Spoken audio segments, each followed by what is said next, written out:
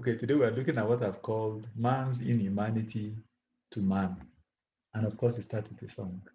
Lord, I lift your name on high.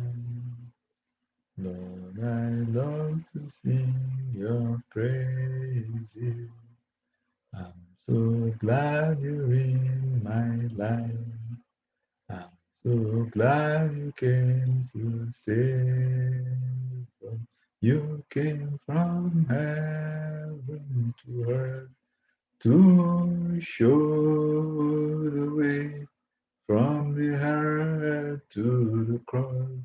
My debt to pay from the cross to the grave, from the grave to the sky.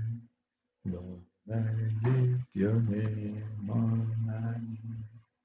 Okay, there's this joke about capitalism and socialism. And the idea is that capitalism involves man's inhumanity to man, and then socialism, the reverse is the case. In other words, whether you're talking about capitalism or socialism, human nature is still human nature. In fact, the scriptures also corroborate this point. You know, uh, if you look at Genesis chapter 6, verse 5, and God saw that the wickedness of man was great in the earth, and that every imagination of the thought of his heart was only evil continually. In fact, it's surprising, even to God himself. And he repented the Lord that he had made man on the earth, and he grieved him at his heart. In other words, men went beyond, above and beyond. You know, they completely sold themselves to the devil. And it's still happening today, whether we like it or not. You still see a lot of inhumanity that is taking place.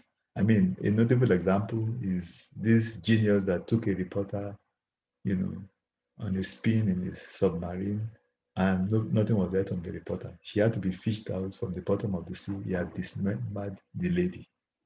And recently, I think the recent report was that after he had been jailed for his crime, they tried to, break out of jail. You have health workers, that are committing murder. Even though they've sworn to the Hippocratic oath, they are killing people. Sometimes they make you go through, surgical procedures that you do not need to go to. You can give birth normally, but because they make more money through cesarean section, they recommend or tell you that you need to go through a cesarean section. I mean, all kinds of evil taking place in the world. And of course, the recent one, particularly if you look at the US presidential election, people comparing Trump's unwillingness to concede, to sit tight African leaders. I mean, one of the notable examples, of course, was Mutarika of Malawi that even refused to attend the inauguration, of the next president after he was removed from office by the Supreme Court. And of course, there was a new election and he lost. But it's not an African thing. It's not an African leaders thing. Even the West that you look up to as model, they have their own very scientific ways of, making sure that the people's votes do not count and putting themselves back in office. So it's just human nature. It's not an African. It's not a European. It's not Asian. It's human nature. Human nature is human nature, and it's naturally evil.